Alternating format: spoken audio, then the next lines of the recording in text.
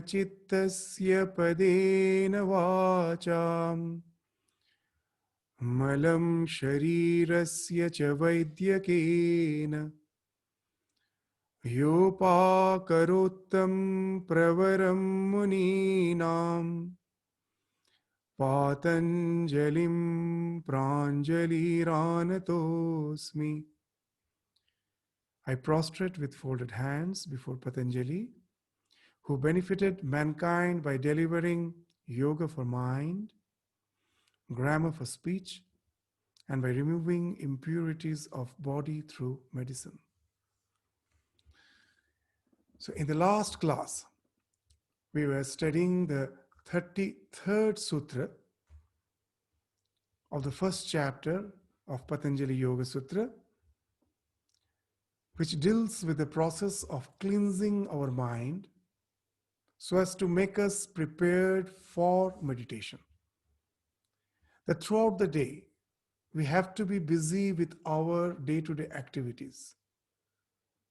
And naturally, the question of getting influenced by the circumstances is inevitable. Then what's the way out? Sometimes we think that however the day may pass, that doesn't matter. In the evening, I come back from my work and I sit for the meditation. But the meditation can never be fruitful unless I have prepared for it throughout the day. If throughout the day I was having a lot of agitations, I was under stress, strain, my lot of negative feelings, then it is impossible to just sit down and have immediately a good qualitative meditation.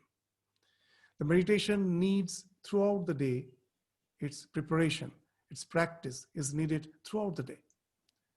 So for that, what's the way out?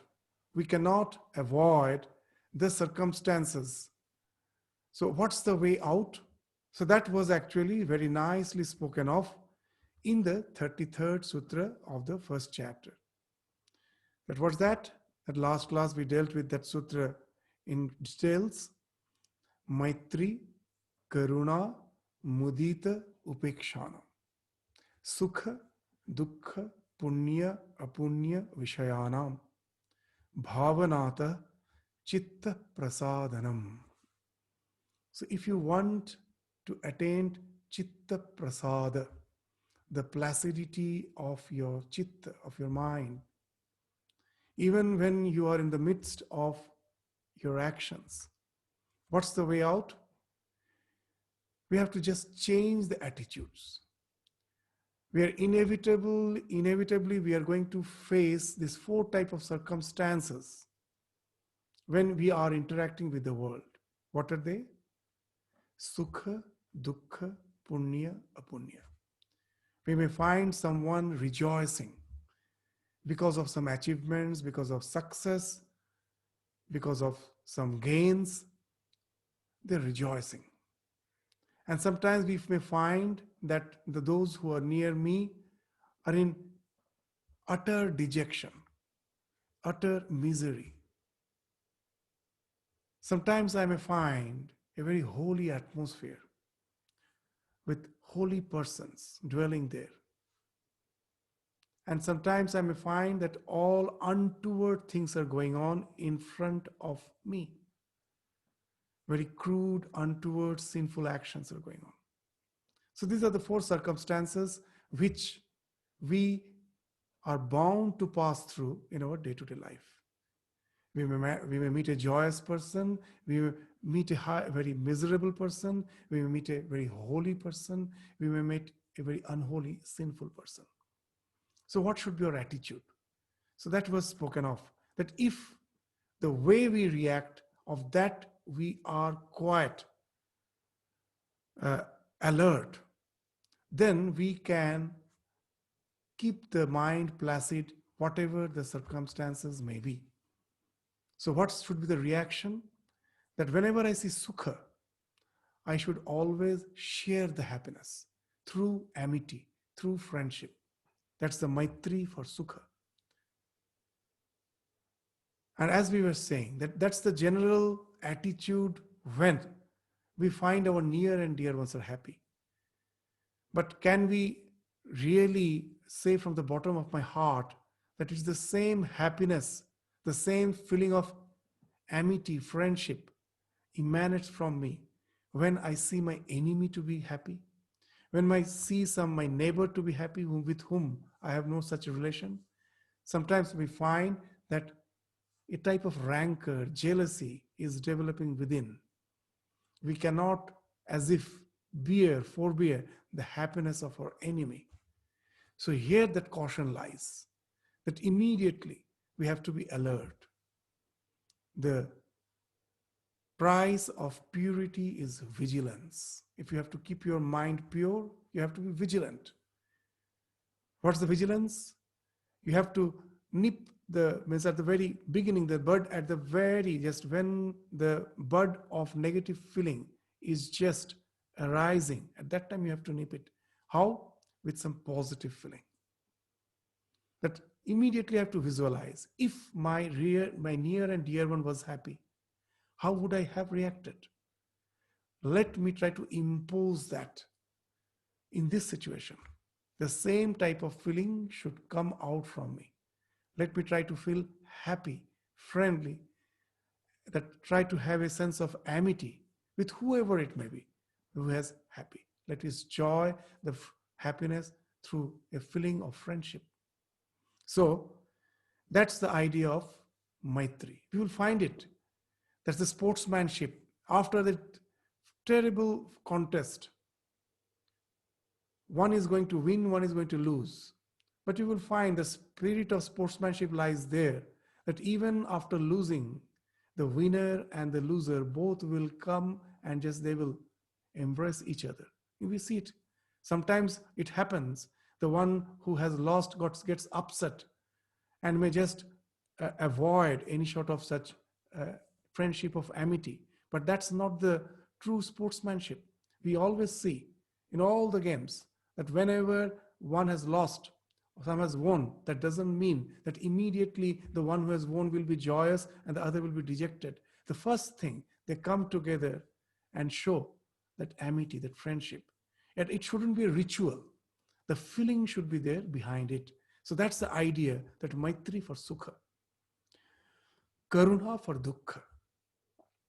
That whenever I find anyone, not only my near and dear one, even those who are not related to me, even those who are inimical towards me, if they are in some abject misery, instead of having that cruel delight, that tit for tat, he deserves it, immediately we should be cautious. A sympathy should come. A mother, even she knows that the child is not is not recoursing to the proper way of life, most probably has become drug addict, can the mother throw away the child? As it is her child, whatever the child may do, it unconditional love flows from her heart.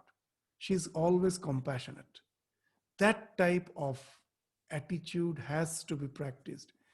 Instead of becoming judgmental, that this word as is used nowadays, that don't be judgmental. Whatever may be that person, whoever that may be, whatever may be the reason for his suffering, try to be compassionate, try to be empathetic, try to feel where the shoe pinches. Everyone, if we try to judge them by their appearance, we do a great mistake. We forget that when we say that such and such person is suffering for such and such reason, can I say with full confidence that if I was in his or her situation, I would have performed better? I should actually thank God that I was most probably born in such a family, in such circumstances. My upbringing was such which resulted in the me which I am today, my identity which is today. If I was placed in the situation of the other person, can I, with that full confidence, say that I would have just transcended all the hurdles and would be the same person as I am?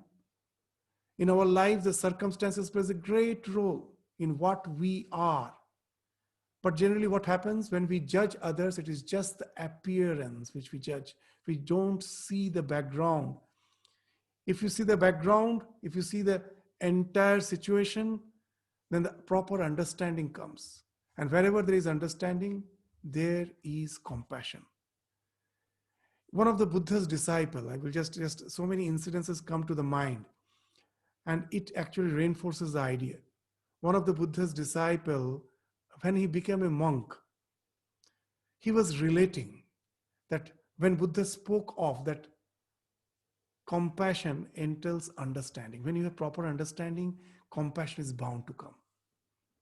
And immediately he related a wonderful experience in his childhood. As a small child, he was orphaned. Father, mother, both were dead, and he had a lot of younger siblings. He himself was young. He himself was just 12 years old, and he had another 3 siblings who were still younger.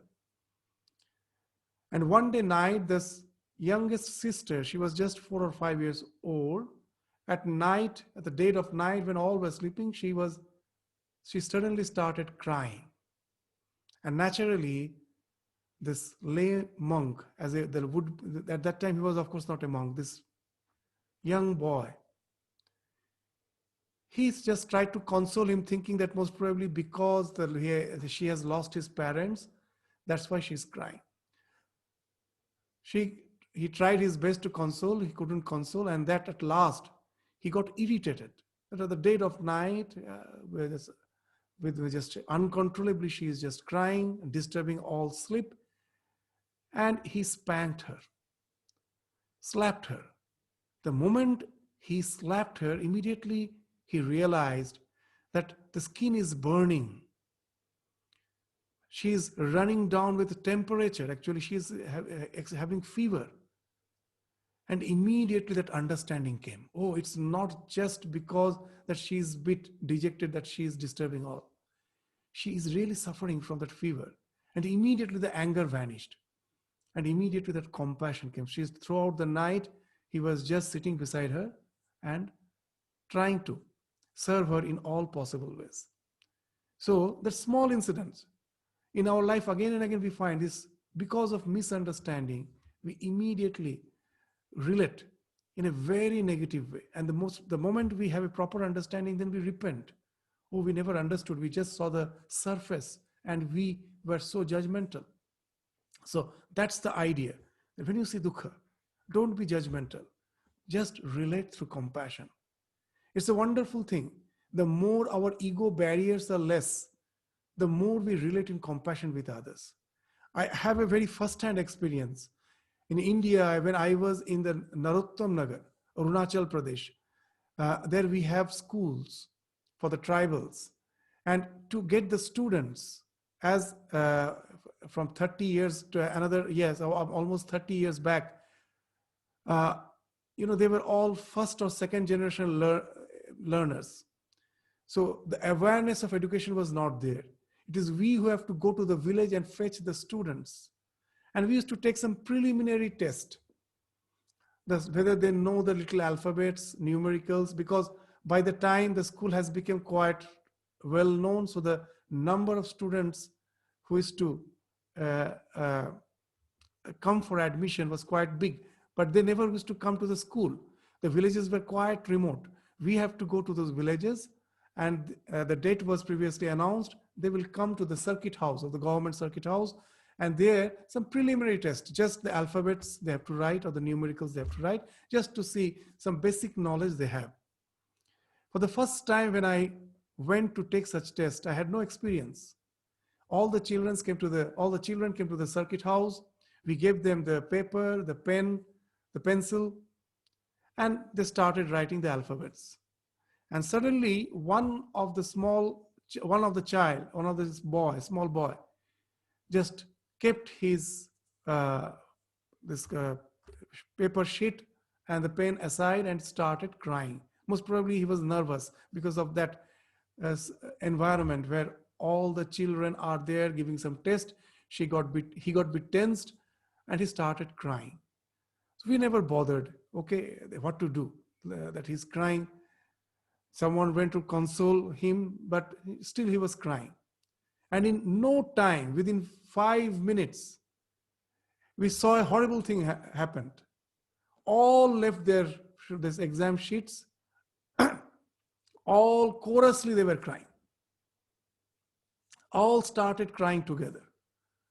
You know, the children's ego boundaries are very diffused. It's not there almost. They very easily relate to the other emotion. When they are playing, if one child falls and starts crying, you will find the others also start crying. It may not be in the so-called cultural society, but if you go to the tribal, where they are yet to be educated with the do's and don'ts, the behaviorism, they just are allowed to behave in the way the nature has equipped them.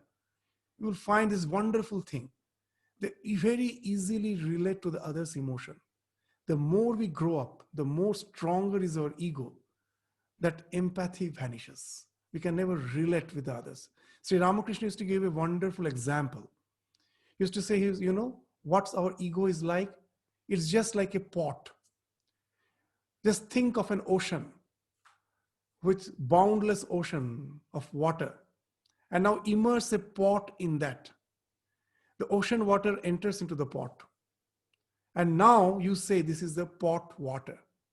The boundary, the external boundary of the pot demarcates the same water of the ocean into the ocean water and the pot water. Anything outside is the water of the ocean, and the same ocean water, which had no barricade, which had no boundaries, now becomes the water of the pot. The same in this non-dual consciousness, because of this boundary of the ego, becomes segregated. And the more we get segregated, the more our chance of relating to the others. Now, once the water in the pot is in the pot, the waves outside no more disturbs the water inside the pot. No more disturbs. Because the barrier is there. So we cannot relate to the other's suffering, others' feelings. That's why Swami Vivekananda used to say a very interesting thing. When Swami Turiyananda asked him, as a wandering monk before the Chicago lecture, much before, when Swamiji was yet to go to America. He was a wandering monk in India. By chance, Turiyananda and Swami Vivekananda met. Turiyananda asked, what about your spiritual progress? Swami Vivekananda's reply was very, very significant. What he told was something wonderful. He told Hari Bhai, his nickname was Hari. So he told Hari Bhai, I understand nothing of your so-called conventional religion. But one thing I realize, my heart has grown. It really has become like a seismograph. It fills others' suffering. It's a wonderful thing he's saying. Why I told seismograph? When I went to Fiji, I have heard that in a way Swami Vivekananda is having something to do with Fiji. I don't know how. In Swami Vivekananda's life, there's a wonderful incident. It was almost in his last days. He was in Belur Mutt. So one day night, so another direct disciple, Swami Vijnananda, found that Swami Vivekananda is pacing up and down the veranda outside his room. Vijnananda went and asked, Swamiji, why are you not feeling, won't you sleep? Are you not feeling sleepy? This is the sleeping hours, you are awake and you are just pacing up and down. And Swamiji replied that somehow I am feeling very agitated. Somehow I'm having a sense that a great disaster has happened somewhere. It's in his life. I also read it. And the next day in the newspaper, they found that in Fiji there was a terrible earthquake and it has really created a disaster. Many lives, many people were dead, a lot of properties were damaged. And that news came next day morning. And Vijnanandaji told that Swamiji somehow sensed that something has happened. And he was highly agitated. So that's the thing, that when you grow spiritually, that ego boundaries falls off. Just like the small child, how nicely they related with each other. They relate with each other. The same thing, that we become like that. That's why there's a Paramahansa is like a child. The ego boundaries fall off. Sometimes some of the incidences we cannot believe because we cannot relate to them because of a strong ego. In the life of Ramakrishna, there are some wonderful stories, incidents, I won't say story.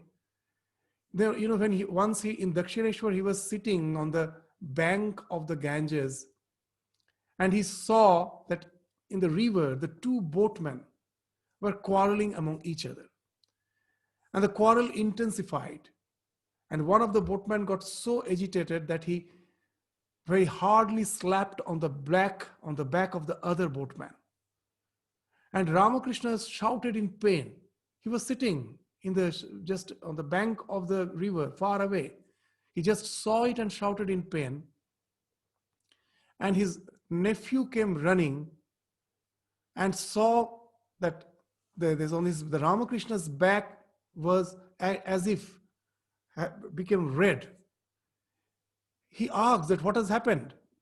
He thought that someone has struck Ramakrishna himself. He told, see, these two boatmen were fighting. One struck the other.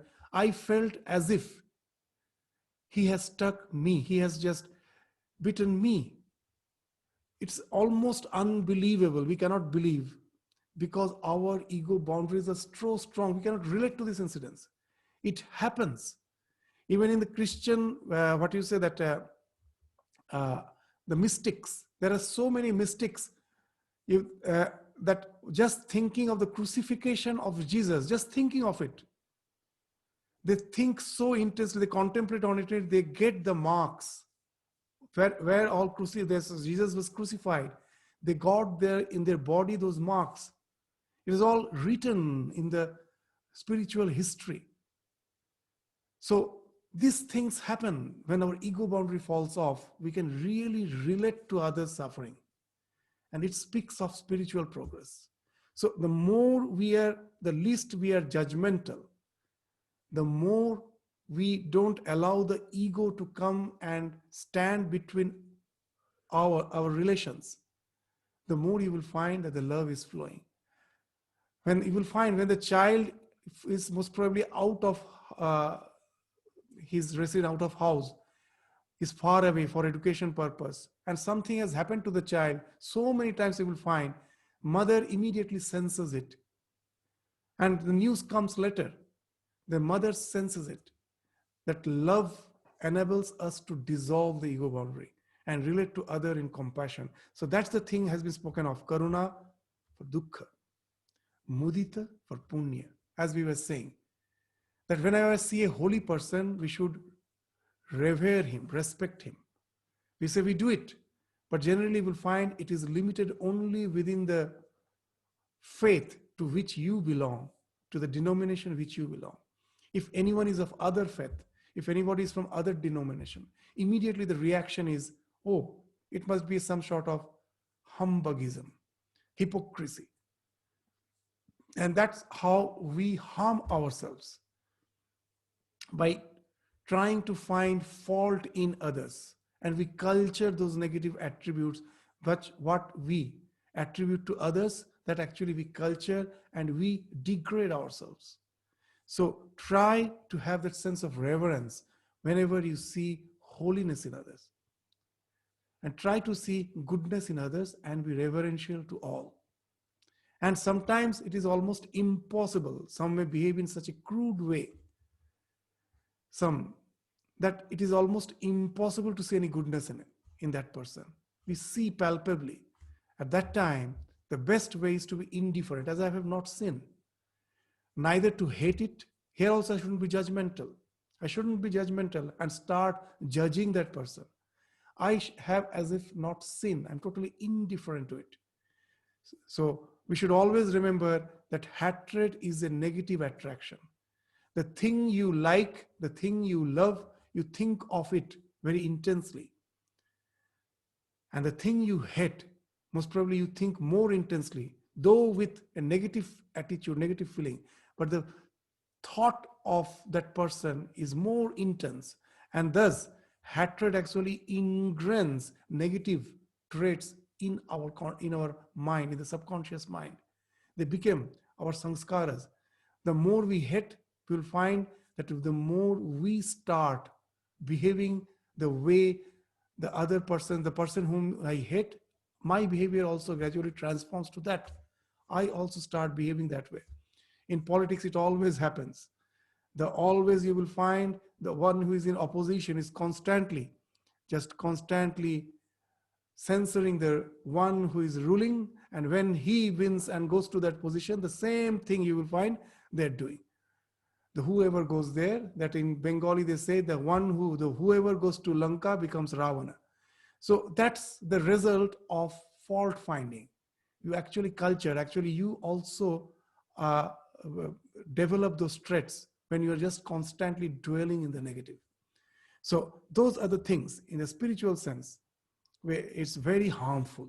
So we have to be very careful. And if once this becomes habitual, that we can have a sense of amity whenever we see happiness, compassion whenever we see misery, a reverential attitude for all in general and of course for the holy ones, and indifference to anything which is negative, then we will find that even in spite of the fact that we have to interact with the world, we can maintain that placidity of our chitta, of our mind. And then I have taken sufficient preparation for my meditation. Now you will find the meditation is qualitative. You can meditate now with a very peaceful mind because you have prepared yourself for it. So that's the thing which we are studying in the last class, the 33rd Sutra. So now we are almost in the end of this first chapter, because from the 40th to the 51st sutras, the sutras we have already studied. When we were studying the 17 to 22nd sutra, that samadhi in general was actually defined from 17 to 22nd, and the details of it are actually explained from 40th to the 51st sutra, and that we actually referred when we were studying that. So we won't be studying it now. So just a few more sutras, where after that this first chapter will be over. The first chapter will be over with the preparation of cleansing the mind. Before going to the real spiritual practice, first we have to cleanse the mind, make it placid. There are many ways. First, this change of this changes the attitudinal correction. The next, we can take the help of our breath. We will find that the breath is extremely related to our psyche, to our physique, to our health, as well as to our psyche. When I am mentally agitated, I will find that my breath has become extremely irregular and shallow. When I am calm, composed, relaxed, I will find my breath is deep. I am breathing deeply and it's rhythmic. So we can just, when I am agitated, I find it so difficult to control the mind. I can take the help of the breath because they are so related. With the psyche, if the psyche is calm, the breath becomes regular. Similarly, by consciously controlling the breath, I can, to a certain extent, calm down my psyche. So that's the thing which is spoken of in the next sutra. It's a very preliminary pranayama, where inhalation has not been spoken of at all. They are saying that exhale, retain for some time, that after exhaling, just stop, don't forcefully stop, retain that after exhaling, there should be the restraining of the breath for some time. It's a natural. And then automatically the breathing happens, because I cannot simply breathe out and restrict from breathing. Immediately after some time, the breathing in happens. So the sutra is like that. Let us first go to the sutra, and then we will go to the discussion of it. So I will share the screen so that you can also refer to the sutra.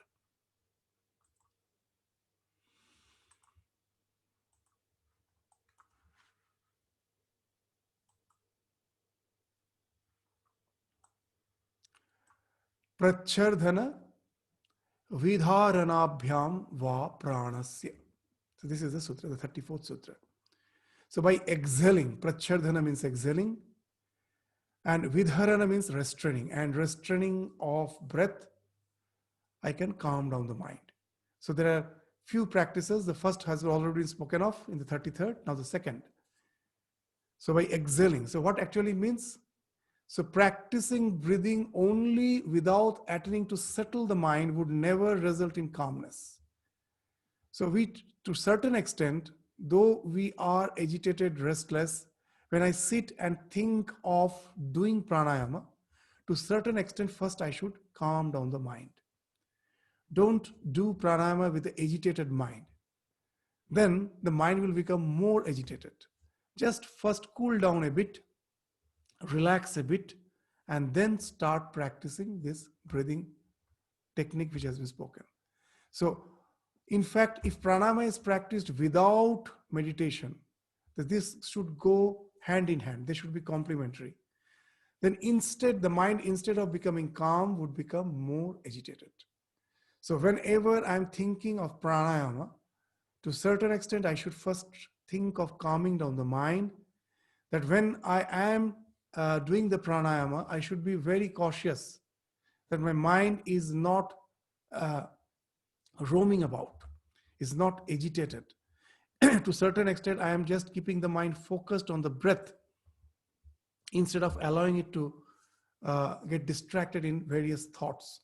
So in the breath, I keep it fixed, and that's how the mind gets settled in one ekavritti, and that is the breath. I'm aware of my breath in that one vritti, in that one thought of breath. My mind gets settled. So that's how we calm down the mind. And we can take help of mantra. The best is taking help of Omkar.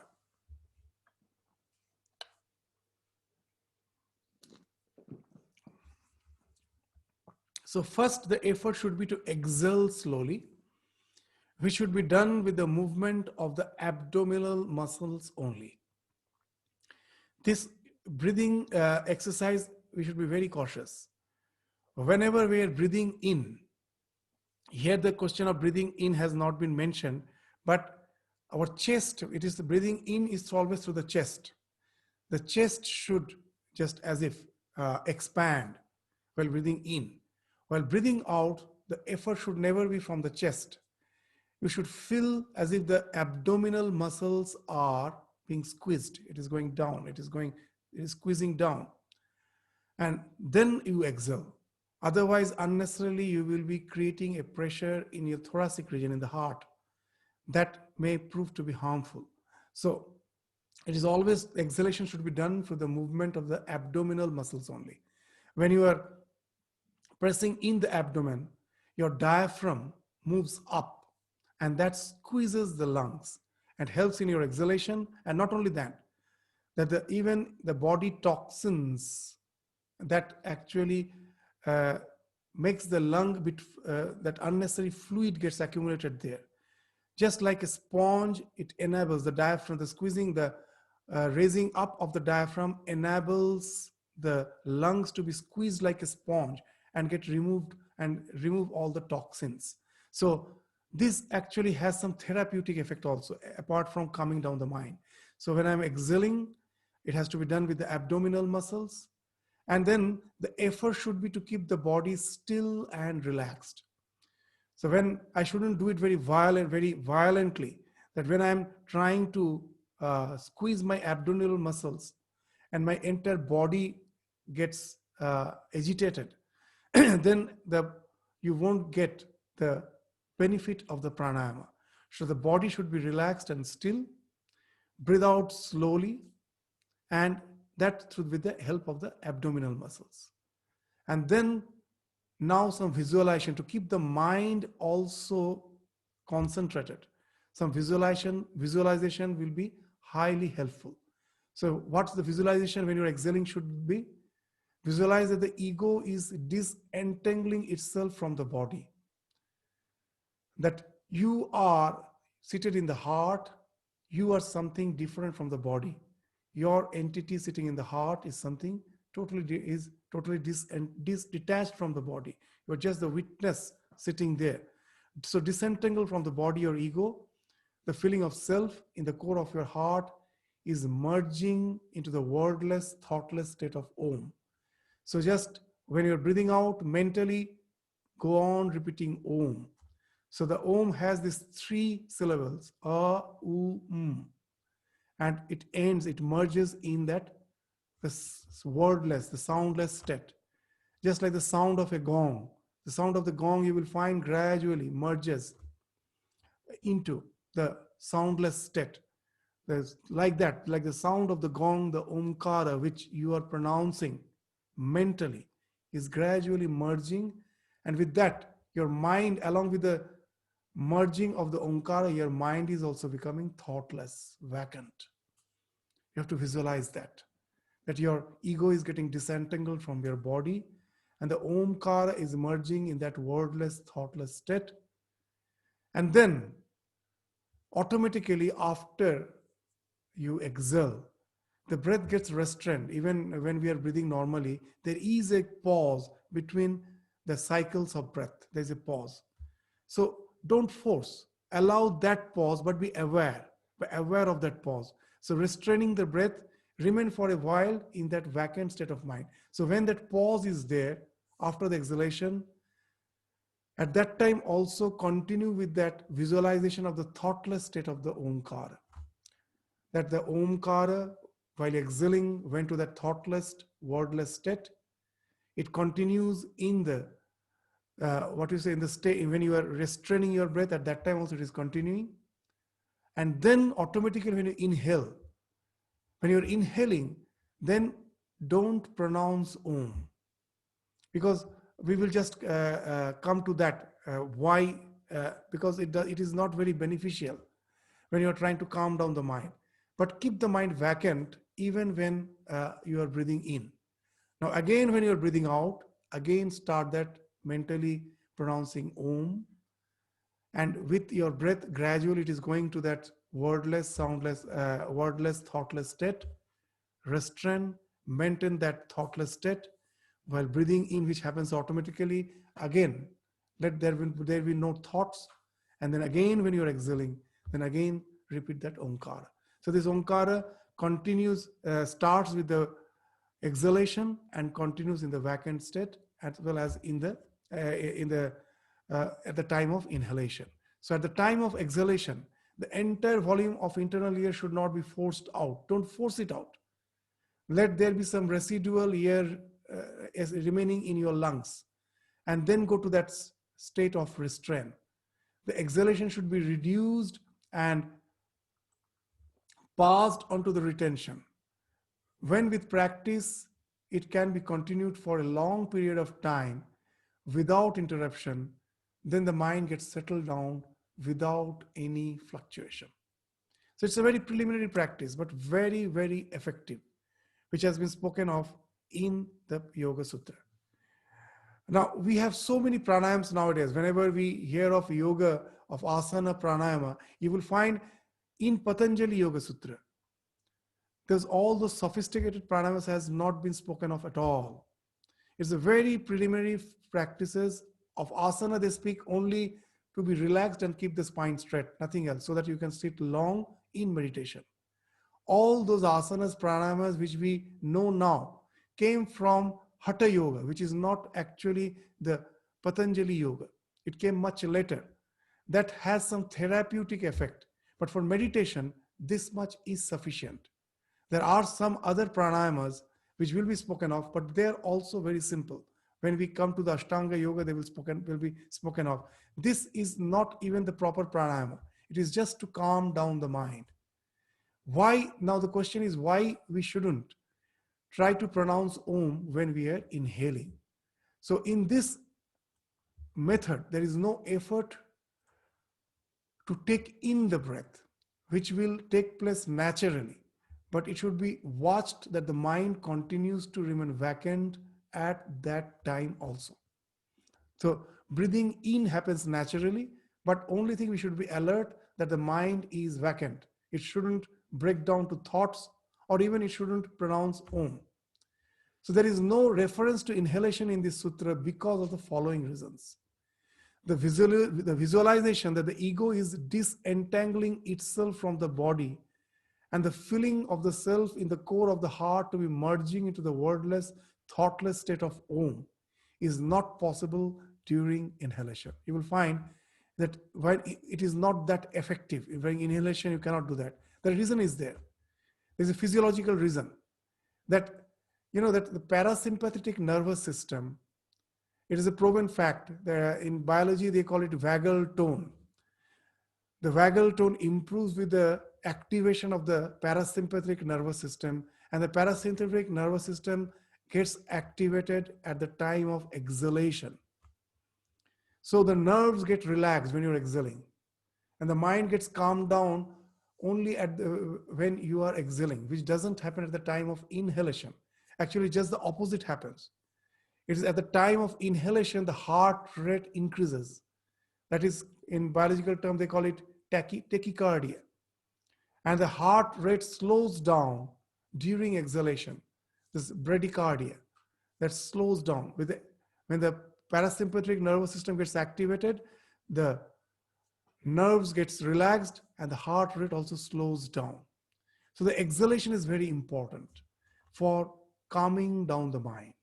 That very slow, gradual exhalation calms down the mind because of its relation to this physiological aspect of it.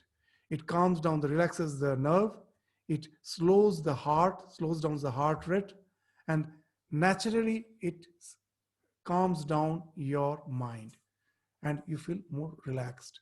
So this can be made effective with the visualization of Omkara, chanting of Omkara, and that also as if it is gradually merging to the wordless state, thoughtless state, which is continued in the state of retention, breathe in, continue.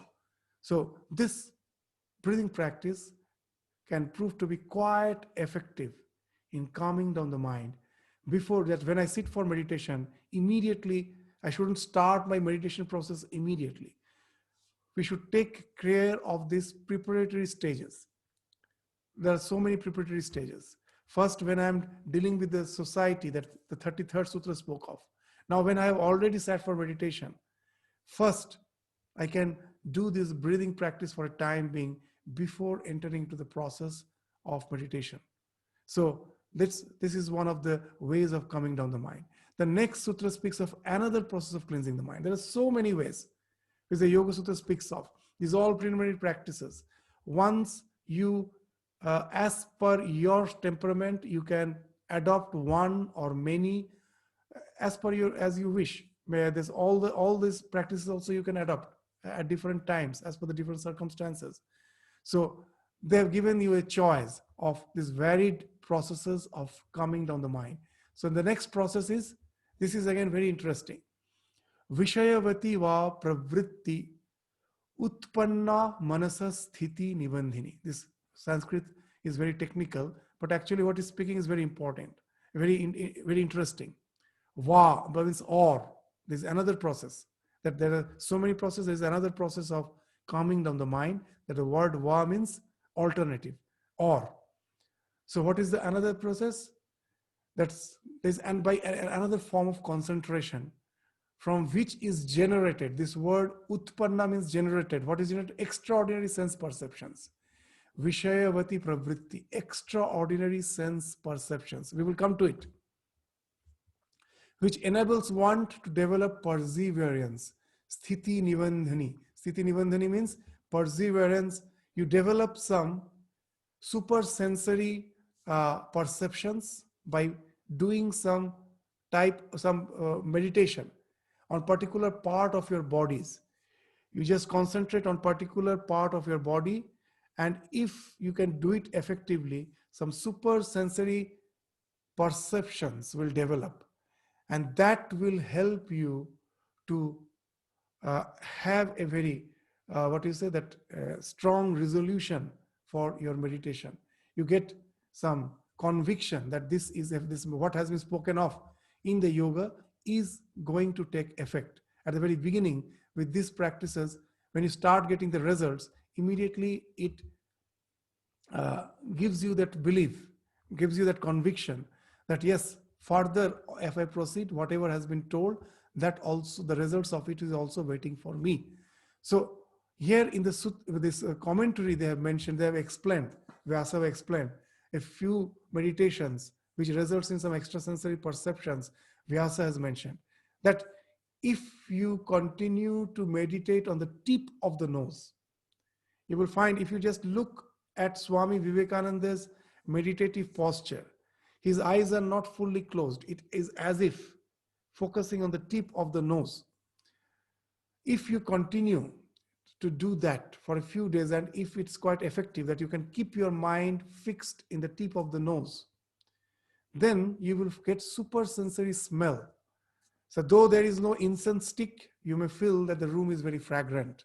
So very nice fragrance you may smell if you can meditate on the tip of the nose for quite some time. On the tip of the tongue, if you can just concentrate, if you can keep your mind fixed perseveringly for a few days, you develop some super sensory taste. Though you are not tasting something, you may feel some very wonderful taste that your tongue is as if, along with the saliva, there's some wonderful taste you just sense if you meditate on the tip of the tongue. If you meditate on the middle of the tongue, that three portions, the tip, the middle, the root, means the tongue near the vocal cord is the root of the tongue. So the middle of the tongue, if you meditate perseveringly, you get a sense of super sensory touch. That though the wind is not blowing, you will feel as if some wind is as if flowing and touching you. So that type of super sensory touch you develop when you meditate on the middle of the tongue. By the root of the tongue, if you go to near the vocal cord, the root of the tongue, you get super sensory sound, some celestial sound, some very ethereal sound you can hear. And if you meditate on the palate, you get some super sensory sight, visions. So the awakening of this higher perception stabilizes the mind firmly. Why it stabilizes, we will try to understand. It removes the doubts and motivates for acquiring spiritual knowledge through concentration. So first thing, the doubts get resolved. Why? They're removed. Why? That even with a little practice, when you get these type of supersensory perceptions, immediately that feeling comes that all the stages which has been spoken of in the yoga, ultimately leading to the liberation, it must be valid. Because at the very beginning, with this little practice, I am getting all these supersensory perceptions. Now, this type of supersensory perceptions, we shouldn't be just obsessed by them. It has some really, wonderful effect. Once you start getting it, the first effect you will find that your clinging to the senses is falling off. Why it happens? You know this, we have already studied in the 15th sutra in this chapter, this Drishtra, Anusravika Vishaya, this Vitrishnaya, Vashikara Sangya Vairagyam. That just to have that whatever you have seen, whatever you have heard of, to have abject dislike for those things is the perfect renunciation, where you have really Vashikara, you have gained full control over yourself. How it happens? When you get the supersensory perceptions, that immediately that conviction comes. That whatever the external world is nothing but the smell, taste, touch, sound, sight. Whatever you are enjoying, these 5 perceptions intermingle together to give you the sense of this external world. At present, when I see something beautiful, when I see something enchanting, I attribute all the good qualities to that person. I think it is a substance in that person, that it is that person who is beautiful. It is that food that is delicious. But once you get these supersensory perceptions, immediately the conviction comes. All the perceptions are from within to without. They are all projections.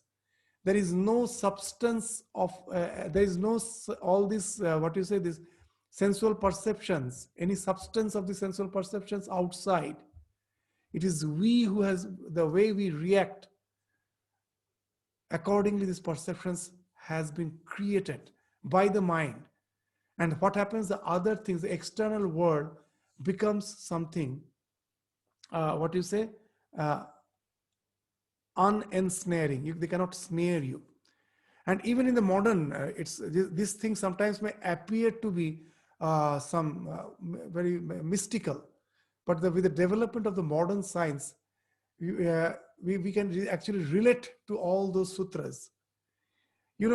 Just to give a negative example, the psychopaths have no emotions sometimes. It can be a very serious pathological condition. You know why it happens? Very interesting. Those who have very severe those are very severe psychopathological problems. For them, what may happen? One day morning they wake up, and they may just looking at the mother. They may say, "You look like my mother, but you are not my mother." It's those who are in the medical profession, they know. It's a very severe medical condition. They may look at others. Why it happens, in our brain, there are so many piecemeal perceptions happening. When I'm seeing the person, I'm seeing his skin color at one place, his form at one place. Not only that when I see that person, the emotion that I have for him, that also is actually emanated at a particular center of the brain, and they all intermingle to give you a sense of wholeness. And if, oh, this is the person whom I love, because this is the building. There are so many buildings, but when you come near your own house, immediately you feel a wonderful feeling. Oh, this is my house. That house which is made of brick, with that your emotion, which is generated from your brain, that gets intermingled and gives you a feeling, oh, my house, beautiful house. Not only person, even something like house, something like your mobile phone, with everything our emotions gets intermingled. For the psychopath, what happens? The emotion gets cut off from their perceptions. So they feel, you're looking like my mother, but as the emotion is not building up, they say, but you are not my mother. You are somehow an imposter. You're just posing as my mother for some reason you want to ditch me. You want to cheat me. Actually, you're not my mother. So it's a very serious medical condition. What has happened? The emotion center has got separated from your perceptions, all centers. This perception is a wonderful thing. It's not happening outside, it's all within.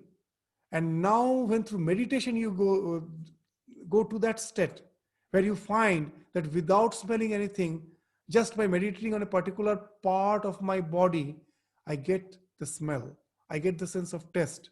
And then that conviction comes, the smell, taste, touch, sound, sight, which I attribute outside, is actually a projection from within. There is no such substance outside. And here now the emotion gets disentangled from your perceptions, but in a positive way, in a sense of detachment. It's not that in this life, always the opposite poles look alike. Very infrared light you cannot see, the very weak light. Again, ultraviolet light you cannot see. The ultraviolet light burns your skin. You get skin cancer because of that, but you cannot see that. Infrared light also I cannot see, it is very weak. Supersonic sound I cannot hear. Subsonic sound I cannot hear. Opposite poles look alike, but they are just opposite poles. So the psychopath has got disentangled his emotions from his perceptions, but that made him total, lack of emotions, hard-hearted. But here what happens, that hard-heartedness happens within. That now I love, that self-love vanishes.